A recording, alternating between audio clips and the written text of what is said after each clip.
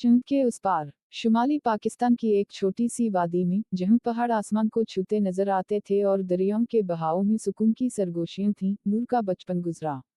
नूर हमेशा से अपने गांव की लड़कियों से मुख्तलिफ थी। वो सितारों की दुनिया में खोई रहती और रात के आसमान में झिलमिलाते हुए सितारों को देखकर एक अजीब सी जुस्तजू उसके दिल में बेदार हो जाती थी। इसके वालिदैन एक रिवायती ख़ानदान से ताल्लुक़ रखते थे और नूर से तवक्को रखते थे कि वो भी दीगर लड़कियों की तरह अपनी ज़िम्मेदारियों में मसरूफ़ हो जाएगी। लेकिन नूर का दिल एक आज़ाद परिंदे की तरह था जो उन पहाड़ों के पर देखना चाहता था। नूर का बचपन का दोस्त इब्राहिम भी उसी गांव में रहता था। दोनों की दोस्ती गहरी थी और बचपन से ही दोनों ने एक दूसरे के साथ हर बात शेयर की थी। नूर और इब्राहिम घंटों बैठकर सितारों, सैयारों और आसमान की बातें करते।